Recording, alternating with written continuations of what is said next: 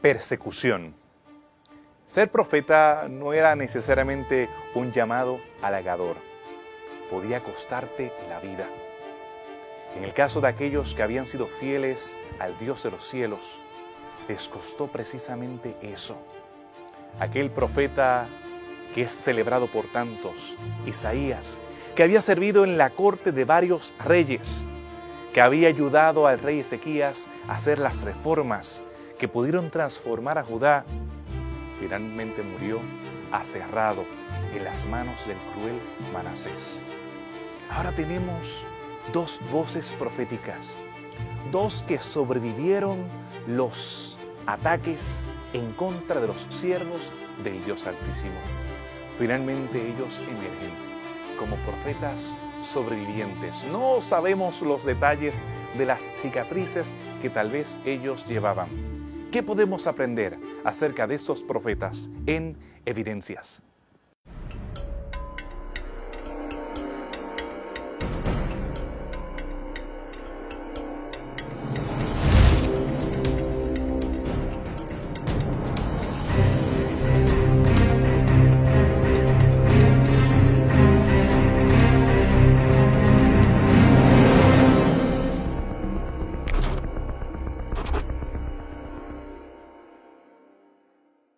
Sofonías y Nahum son dos libros que, si te pidieran que los buscases ahora, tal vez tendrías que recurrir al índice de tu Biblia. No son muchos los temas que hemos escuchado acerca de estos dos profetas. Sí escuchamos acerca de Isaías, de Ezequiel, de Jeremías, pero ¿qué de estos dos profetas? Ellos emergen como profetas victoriosos. A pesar de que sufrieron persecución, ellos ayudaron a rescatar el reino de Judá de la dirección de decadencia que los había puesto el rey Manasés. Ellos, después de las crueles persecuciones, uno de los periodos más largos, 50 años, siendo Manasés rey, ellos, al final de la vida de Manasés, de aquel cruel rey que había sacrificado a sus niños, que los había presentado en fuego delante de Moloc, que había asesinado y perseguido a los profetas, ellos ayudan a reformar o tratar de parar la ola de corrupción del pueblo de Jehová. El ministerio del profeta Nahum y también de Sofonías se puede resumir en quizás en los reinados de dos principales reyes de Israel, Manasés y Josías. Ahora, Manasés es conocido por su apostasía. Dentro del plano económico, Israel tiene una época de prosperidad económica, también una época de prosperidad política y una época de prosperidad inclusive desde el punto de vista militar. También tiene bastante prosperidad en esta época. Sin embargo, desde el punto de vista espiritual, pues Israel se sumerge en una apostasía no vista aún de los tiempos de Jeroboam el primero. Por lo tanto, Manasés es conocido justamente por el sincretismo que hizo del culto al Dios de Israel con el baalismo o la oración al dios cananita de la tormenta llamado Baal.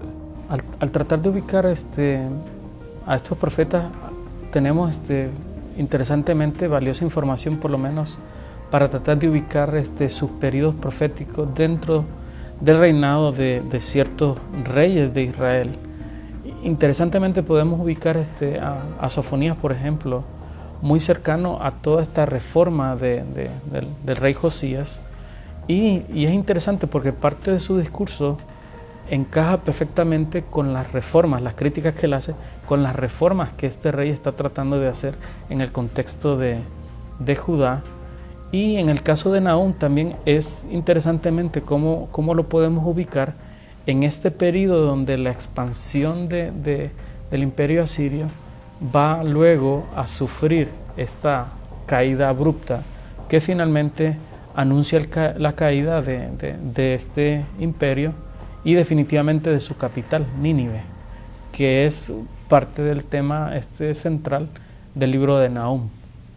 Sofonías y Nahum son campeones, que después de esta larga persecución que sufren los profetas, ellos tratan de enderezar el pueblo de Judá. Hoy por hoy hay personas que están sufriendo persecución de manera similar.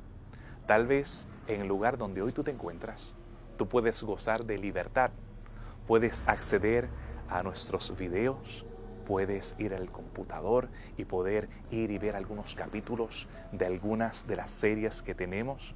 Puedes tener tu Biblia, puedes usar la televisión de manera libre. Pero hay lugares en el mundo donde hoy no se goza de esa libertad. Lugares donde hay regímenes opresivos, donde el tener una Biblia es contrabando y se paga con la cárcel o con la muerte. El ser bautizado es sinónimo a una sentencia de muerte. Pero Nahum y Sofonías se encargaron de tener una nueva mañana, de ellos preparar el camino para lo que serían las reformas que haría el rey Josías, aquel niño que se convertiría en rey, aquel que trataría de parar ese tsunami, esa ola inmensa de corrupción que había comenzado el rey Manasés. Antes de los tiempos de Sofonías y Nahum, hubo tiempos bastante difíciles para el pueblo de Israel. Debemos recordar que su abuelo, Manasés, el abuelo del rey Josías, era un rey muy malvado. Hizo lo malo ante los ojos de Jehová y desvió al pueblo de Israel de una manera muy terrible. Lo mismo hizo su hijo Amón, quien le sucedió. Así que durante ese tiempo, ese momento de pobreza espiritual, había muchos motivos para hacer surgir una reforma profunda en Israel. El culto del baalismo de Israel dentro del reinado de Manasés no es nuevo. Lo que sí es nuevo es la intensidad con la cual se comienza a practicar y el poco respeto que se tiene para Dios. Por lo menos en el caso de Atalía, nosotros vemos que ella, a pesar de que promovía la oración a Baal y también a Acab, tenía cierto respeto hacia los instrumentos que se relacionaban con Dios. Por lo menos Atalía no entraba al templo porque era prohibido para los reyes. Sin embargo, Manasés no tiene respeto absolutamente a nada. Ni al templo, ni a las leyes, ni al nombre de Dios, absolutamente, ni a los profetas de Dios, a los cuales comienza a perseguir y asesinar. La tradición sugiere que incluso él es el rey que manda a matar a Isaías, y incluso el texto de la Biblia sugiere que Manasés derramó mucha sangre, y muchos entienden correctamente que esta expresión indica la forma violenta en que Manasés reaccionó ante todos aquellos que cuestionaban su liderazgo, y definitivamente dentro de ese grupo estarían los profetas de Dios. Quizás una pregunta interesante es ¿por qué es tan fácil el sincretismo entre Baal y Yahweh? Recordemos algo, que la palabra Baal en hebreo no solo es el título, no solo es el nombre de un dios, que de hecho viene de la ciudad de Ugarit, sino que también se constituye en un título. Un esposo se le podía decir Baal, un terrateniente, el dueño de una finca, se le llamaba un Baal, un maestro se le llamaba también un Baal en hebreo. Y de hecho, en varias ocasiones en la Biblia se le menciona a Dios como Baalí, que en hebreo quiere decir mi maestro o mi señor. Por lo tanto, el mezclar el nombre Baal con el culto a Jehová o a Adonai o a Yahweh dentro del pueblo hebreo era algo muy sencillo de hacer porque el término podía usarse de cualquier manera. Así que si uno repasa la oración a todos estos dioses paganos de Israel, ha tenido esta trascendencia desde Jeroboam hasta Manasés. Son Jeroboam, ve usted que le dice Jeroboam a su estos son tus dioses que te sacaron de Egipto. O sea, hay una mezcla de realidades con Dios con ideas politeístas y paganas que existían en ese entonces. Así que por eso llega a mezclarse mucho la oración a Baal, y Manasés hace de esta oración quizás uno de los puntos más resaltantes dentro de su reinado. Así que en medio de un contexto de persecución que había existido incluso de parte del gobierno, vemos ahora que surge un hijo dentro del gobierno completamente opuesto a las políticas de su padre. Y interesantemente vamos a ver también el caso donde vamos a ver a un profeta arriesgando su vida. Ciertamente eso había sido la experiencia anterior, pero vamos a ver que va a surgir en medio de ese ambiente de persecución con un mensaje definitivamente sólido y fuerte, llamando a juicio las actitudes de Israel, de Judá y también de otras naciones. Yo admiro estos dos profetas. De alguna manera especial, ellos fueron preservados. Tal vez ellos se preguntarían, ¿por qué? ¿Por qué yo? ¿Por qué un hombre tan fiel como Isaías sufrió la muerte? ¿Por qué hombres fieles que eran sus contemporáneos sufrieron la pena capital? Pero ellos fueron seleccionados por el Eterno para preservar la palabra del Señor en medio de la oscuridad que los rodeaba.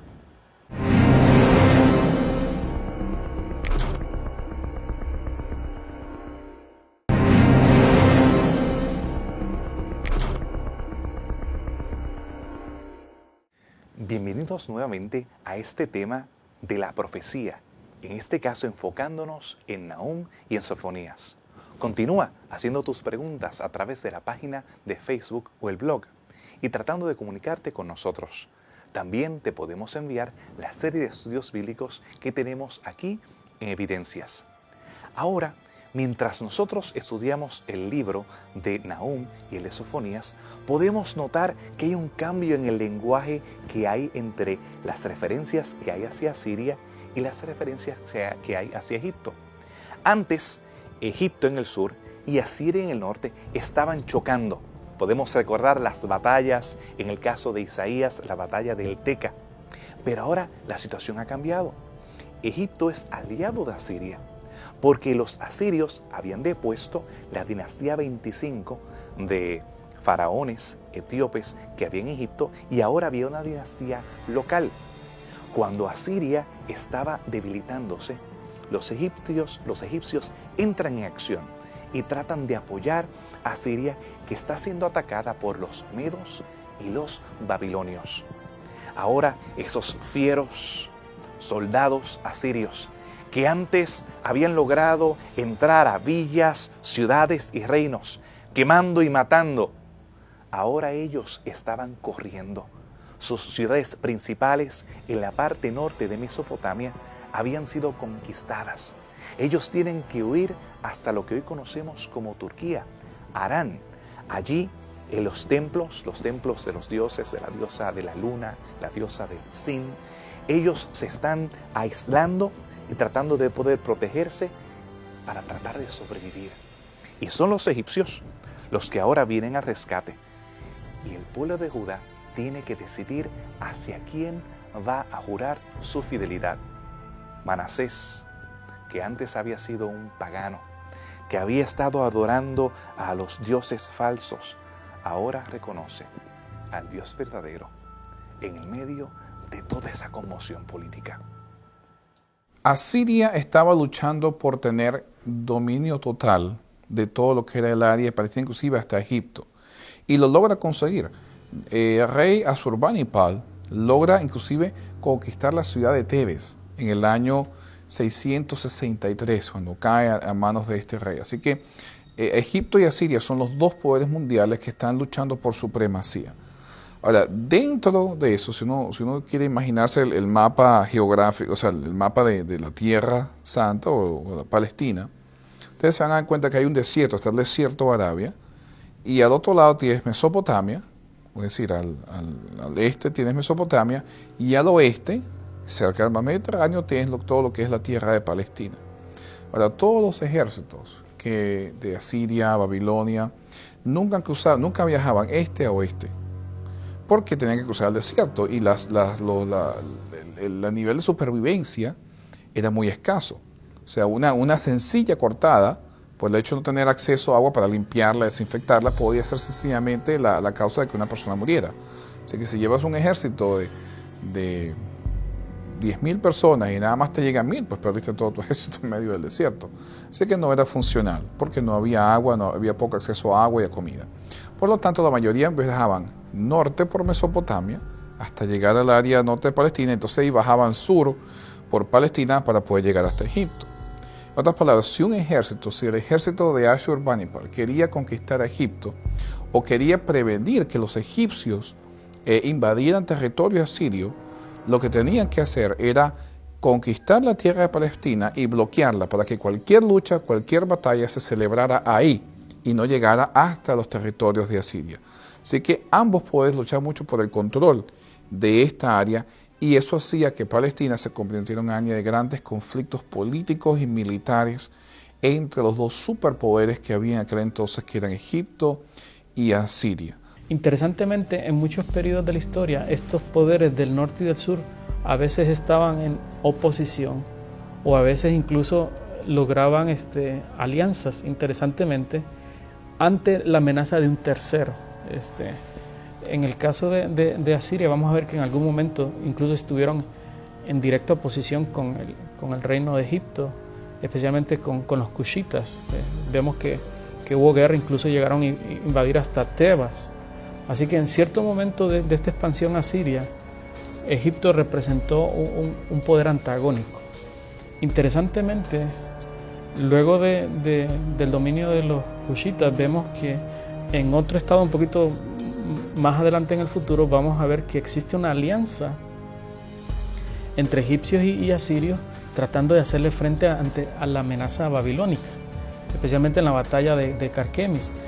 Lo interesante es que Israel se va a encontrar muchas veces en medio de estas tensiones y muchas veces va a pensar qué partido le conviene escoger.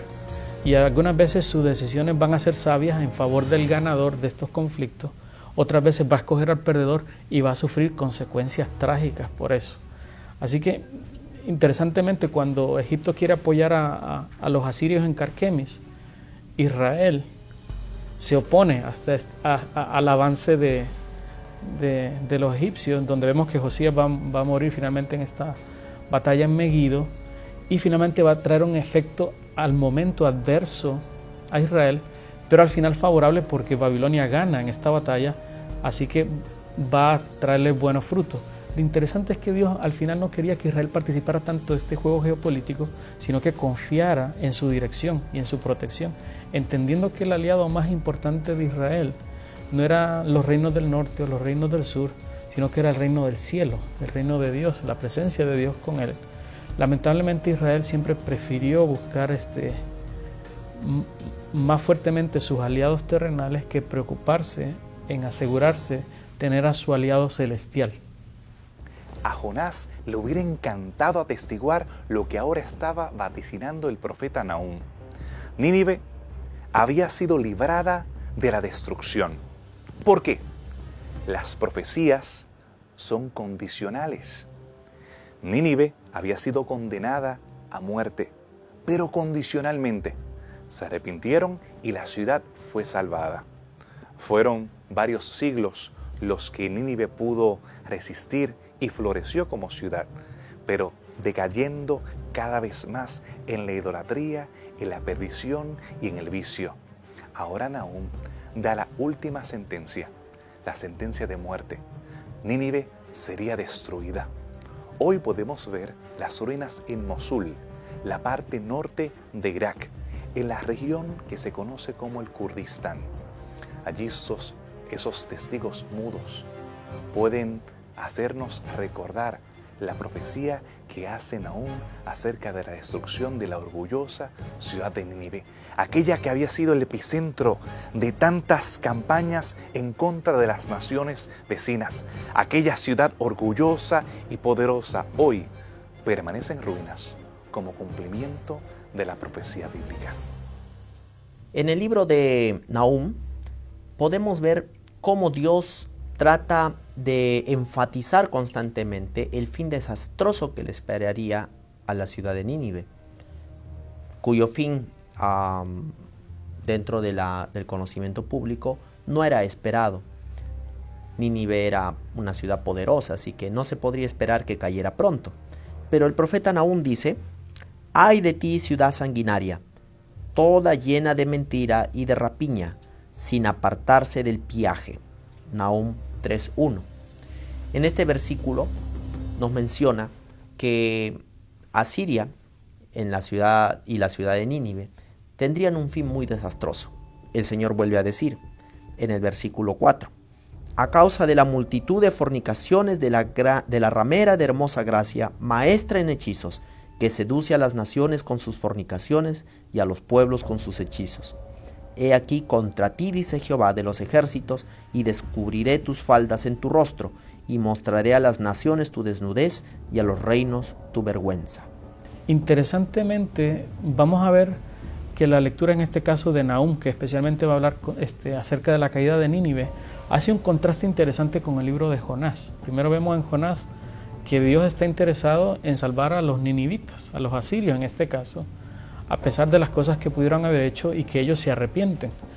Pero definitivamente parece ser que no aprovecharon esta oportunidad que recibieron de parte de Dios y decidieron más tarde continuar en su caminar antiguo, y definitivamente cosecharon las consecuencias de sus acciones, que en esta ocasión no podían ser prevenidas de ninguna otra manera.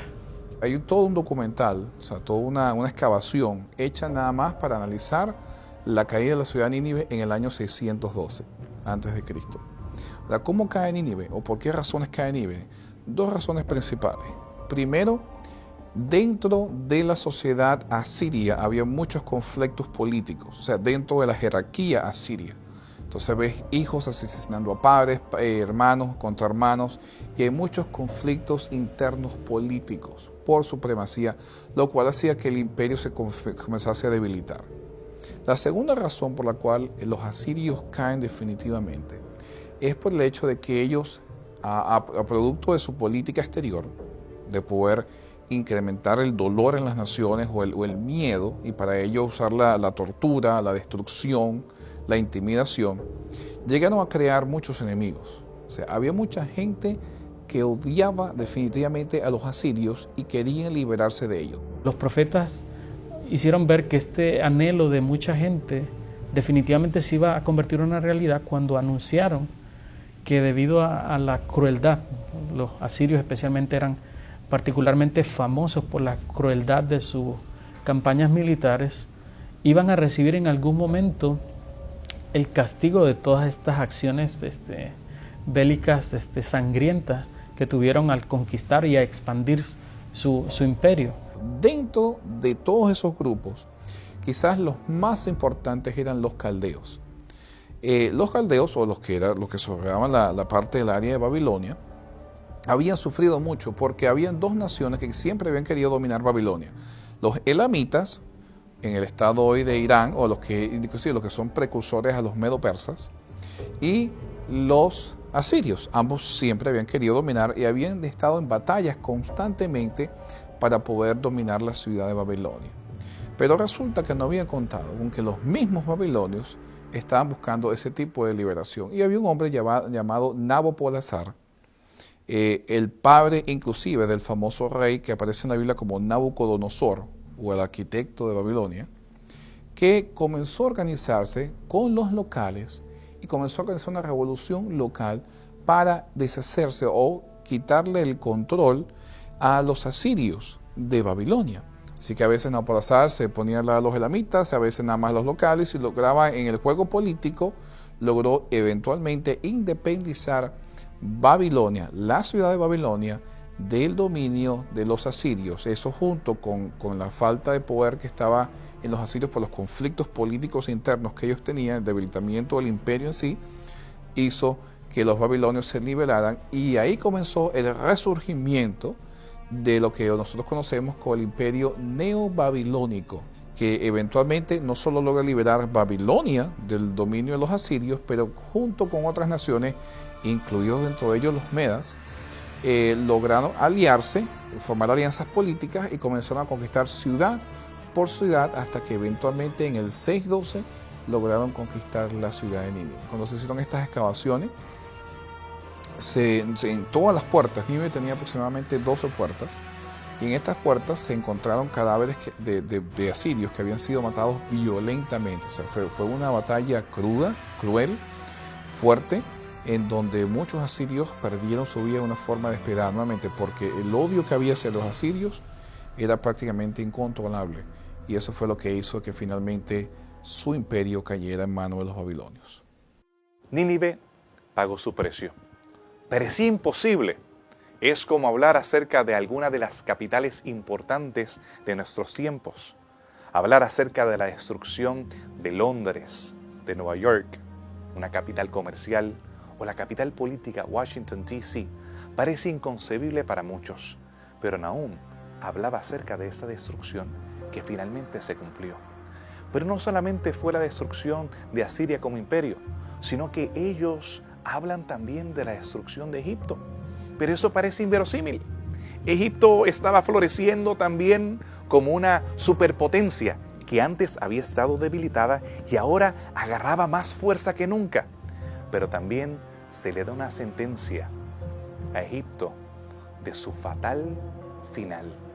Si quieres escuchar más acerca de los detalles de esta profecía, quédate con nosotros después de esta pausa aquí en Evidencias.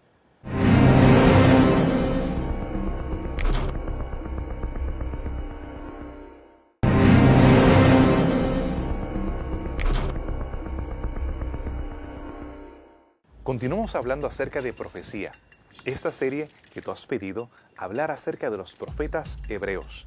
Y ahora nos estamos enfocando acerca de la cultura egipcia. Si quieres acceder a algunos de nuestros programas donde hemos hablado más acerca de Egipto, puedes ver nuestro archivo en YouTube. También acceder a nuestra página en Facebook, donde hablamos acerca de ciudades importantes, de artefactos y elementos que tienen que ver con la historia egipcia. En algunas ocasiones, muchos cristianos creen que después del Éxodo, Egipto quedó en ruinas, que era una nación sin importancia, que realmente no tenía impacto en el antiguo cercano oriente. Nada más lejos de la verdad. Egipto, aún después del Éxodo, continuó siendo una nación poderosa. En este caso hubieron altas y bajas en diferentes periodos de la historia. Y por esa razón, al estudiar los textos bíblicos donde se hace referencia a Egipto, Cush o Etiopía, hay que entender el contexto político para poder realmente sacar las lecciones propias de lo que ahí se está diciendo. Ahora, cuando hablamos del tiempo de Manasés, Egipto estaba recobrando su fuerza. Ahora ella era reina y señora. Había estado ganando territorios que no había poseído desde la época de bronce, unos 1500 años antes de Cristo. Y mientras ascendía en la zona levantina, que era tan importante para todos los imperios, ya que era el puente entre África, Asia y Europa, está reclamando lo que se llama la Vía Maris para el tiempo de los romanos, o la Vía Porus, esa carretera principal que había, que mientras contemplamos en el mapa lo podemos ver cómo une desde la parte norte de África con rutas que nos llevan al lejano oriente y otras rutas que nos llevan al corazón de Europa. Ahora los faraones están transitando a través de la misma y están ascendiendo, llegando hasta Mesopotamia y llegando hasta lo que hoy se conoce como Turquía. Ahora quieren defender a los que antes eran sus enemigos. Antes Asiria era la enemiga de Egipto. Pero a ese poder mundial, Nahum y Sofonías se atreven a condenar a destrucción y muerte. Especialmente en estos dos profetas de Sofonías y Nahum, vamos a encontrar siempre que en los profetas hay mensajes relacionados contra juicios a las naciones. Egipto no ocupa, especialmente en estos dos profetas, un papel tan predominante. Claro, sabemos por la historia del periodo que Egipto jugó, tal vez en los libros de Reyes, un papel en medio de las tensiones que en este periodo se viven.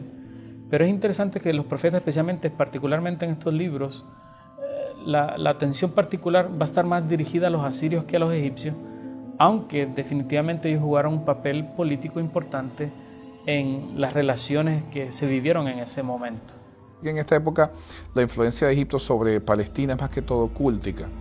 He hecho un par de estudios acerca de esto y la influencia cúltica todavía sigue, la influencia religiosa y el comercio. Esos profetas quieren hacer entender a su audiencia que Dios está sobre todas las naciones. Cuando se habla acerca de Jehová teniendo poder sobre las naciones, está sobre Moloch, sobre Astarte, Ishtar, sobre los dioses principales de todos esos grandes imperios.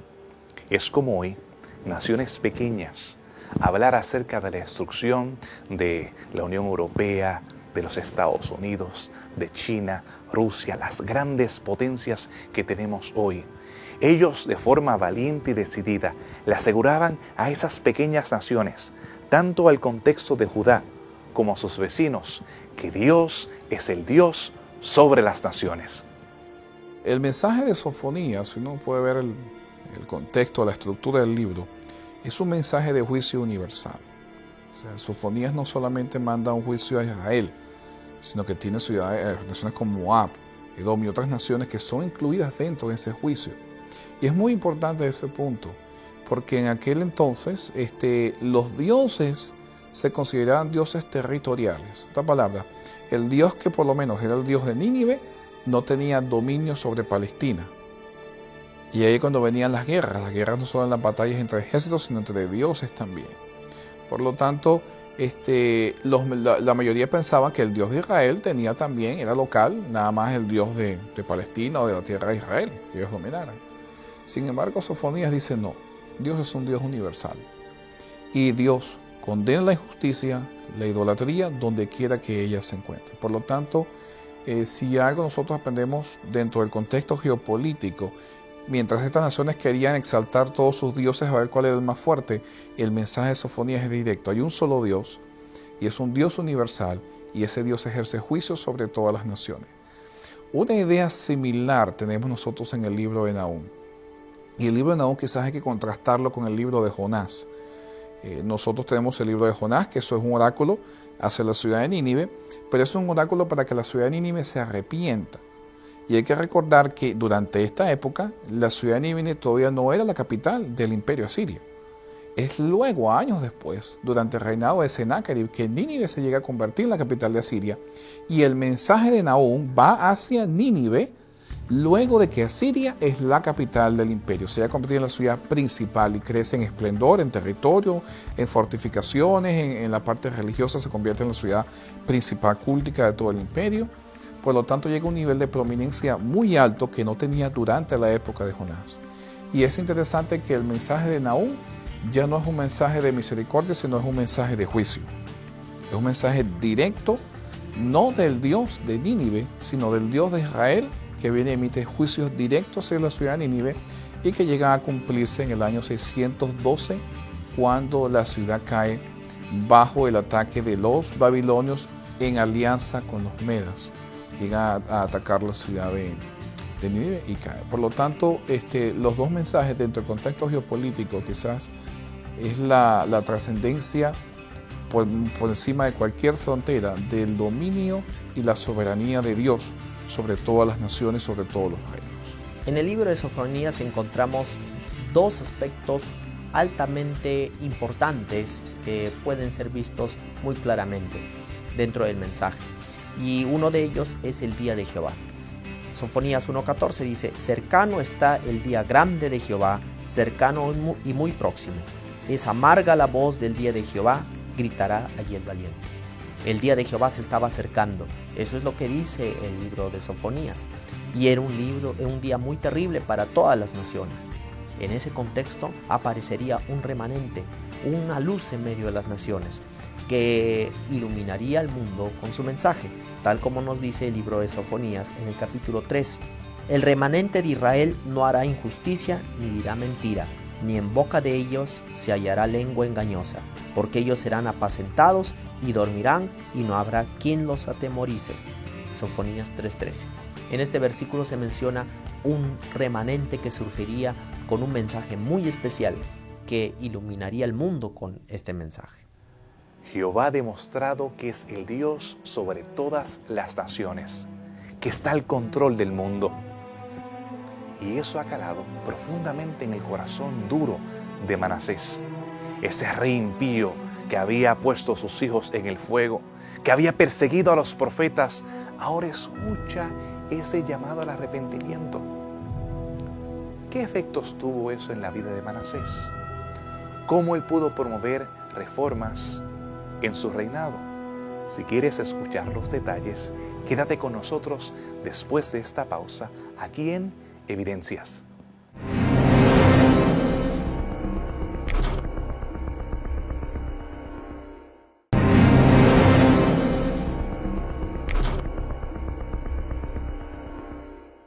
Hemos llegado al final y ahora es donde la historia tiene un cambio inesperado. Tal vez tú puedas pensar de que los líderes que son opresores, dictadores crueles, no pueden cambiar. El pensar en un hombre que ha mandado ejecutar a hombres fieles, a alguien como Isaías y otros profetas, tú puedes descartarlos como posibles candidatos al arrepentimiento. Pero en una sorpresiva cambio de eventos, vemos que Manasés se arrepiente, que escucha los llamados de los profetas y ahora cambia la dirección de la historia de Judá. Manasés quizás uno de los reyes más contradictorios, ¿no? del reinado de Judá.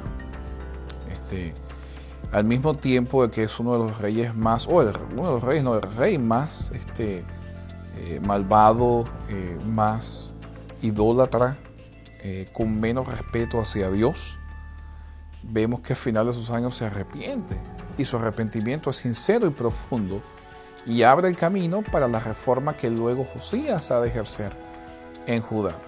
De hecho, es tanto así que el contraste se crea con el reino también de Israel, el reino del norte. El reino de Judá es del sur, el reino de Israel es el del norte.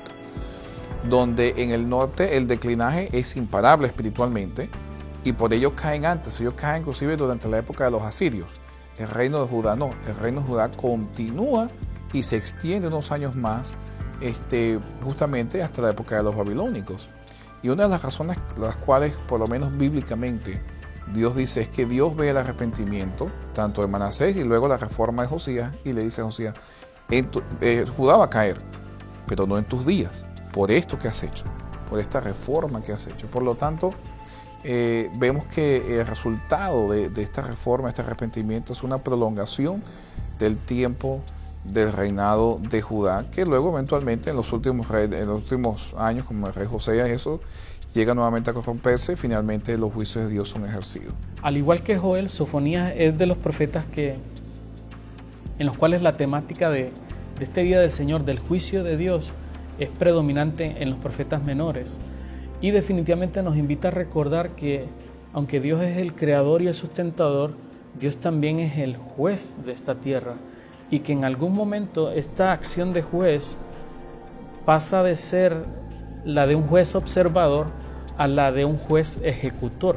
No solo es un juez que observa y que analiza lo que está pasando, sino que un Dios que finalmente en algún momento de la historia reacciona ante estas situaciones. Y lo que vamos a ver en Sofonías y Nahum es que este Dios que ha estado viendo, ha estado actuando como un juez observador, va a entrar ahora a esta faceta de ejecución. Vamos a ver que especialmente en el libro de Nahum, esto va a ser una realidad concreta en la experiencia de Nínive y del imperio asirio. Dios no simplemente va a seguir siendo un observador, aunque ya ha intervenido en otros incidentes con el imperio asirio, pero ahora va a ir directamente al corazón de este asunto, que es su capital, y vemos que Dios es el que interviene en medio de este juicio contra el imperio asirio y contra su capital. Interesante, de hecho sea de paso, que entre estos profetas los juicios no son tanto contra Israel. Nahum tiene cero que decir contra Israel. El juicio es totalmente una nación extranjera. Totalmente, o sea, no tiene nada que ver con Israel. En el caso de Sofonías, Israel es incluido también, pero no es un juicio en contra de Israel la masa, es un juicio universal, es en contra de todas las naciones. Por lo tanto, llama la atención que en medio de estas épocas de arrepentimiento, los oráculos no eran necesariamente en contra de Israel, o en contra, en este caso de Judá, sino más bien contra naciones extranjeras, lo cual refleja de que quizás durante esta época los israelitas estaban haciendo las cosas como tenían que hacerlas, conforme al pacto, o por lo menos tratando de reformar, llevar las cosas conforme al pacto inicial. Ciertamente aunque podemos aplaudir y sentirnos contentos por las reformas de Josías, la aparición del libro de la ley, vamos a descubrir lamentablemente que todas estas reformas que trataron de contrarrestar esta influencia negativa y pecaminosa e inmoral de las condiciones sociales, económicas y religiosas de Israel, trataron de hacer un efecto en combinación con el trabajo de los profetas, pero la historia nos va a mostrar que esta influencia era muy grande. Se pudieron tratar de contrarrestar ciertas amenazas que estaban presentes, pero aunque se eliminaron muchas de ellas, como serían los lugares altos, ciertos cultos sincretistas, vamos a ver que no se pudo lograr una reforma permanente que afectara de forma definitiva el futuro que los profetas estaban profetizando que podría venir sobre Israel si no cambiaban su forma de actuar. De cierta manera sí podemos pensar que esta reforma hizo retrasar el juicio, y en ese sentido podemos pensar que fue favorable. Lamentablemente Israel no tomó provecho de esta reforma para que esta acción fuera realmente algo que impidiera el juicio. Lo que únicamente pudo hacer fue retrasar el juicio.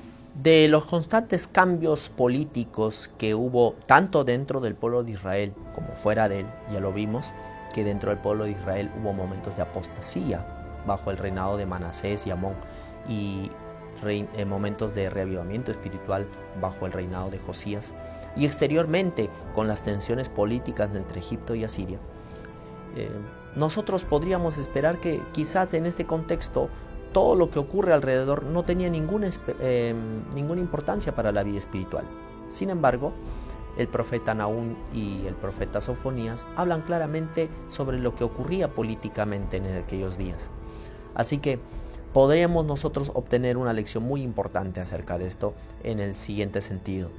A pesar de las turbulencias políticas que se manejen alrededor de nosotros, la iglesia necesita obtener su fortaleza y confianza en Jehová. Él es el único que conoce el verdadero paradero y fin de cada nación, en el momento en que ésta se levanta y en el momento en que ésta cae. Y a pesar de las turbulencias que giran alrededor de la iglesia, política y socialmente, Dios tiene un plan preparado para su pueblo y lo hará surgir como una nación que brillará en el mundo, tal como está registrado en el libro de Sofonías, donde el remanente, a pesar de estar en medio de tantos problemas, él sería un pueblo que no tendría labios impuros, sino que haría brillar el mensaje de Dios en el mundo. Sin remedio. Así declaran algunos que son los pecadores empedernidos. Esa persona que se encuentra en la cárcel pagando el precio social de haber asesinado, de haber robado, de haberle hecho el mal a otras personas. Esa es la sentencia de los humanos, pero no la del juicio divino. Hay oportunidad y hay esperanza. En el caso de los hebreos, aquellos que conocían la historia de su líder político, su líder máximo, que había oprimido de manera cruel a todo el pueblo, hubo un rayo de esperanza y se arrepintió. Sí, hubo salvación para Manasés, aquel rey que parecía imposible de transformar, aquel hombre que había sido tan cruel, abusador, vicioso, ahora le entrega su corazón al Dios del cielo. Tal vez tú puedas pensar que ese esposo no puede cambiar. Tal vez has perdido la esperanza por el hijo pródigo que está en las drogas, que se envicia, que se ha ido de la casa, que te ha robado, que te ha traicionado, que te ha mentido en tantas ocasiones. Tal vez esa mujer que te ha engañado y has perdido la confianza en ella. Pero hay esperanza, hay salvación. Si la hubo para un hombre como Manasés, la puede haber para un pecador como yo. Tal vez para aquella persona que se encuentra cerca de ti. Escucha la voz del Señor, el llamado al arrepentimiento. Acércate, buscarme y viviréis. Él promete restaurarnos, Él promete transformarnos. Yo pienso que una de las aplicaciones importantes por lo menos del libro de Sofonías, es el hecho de que, nuevamente, Dios es un Dios universal.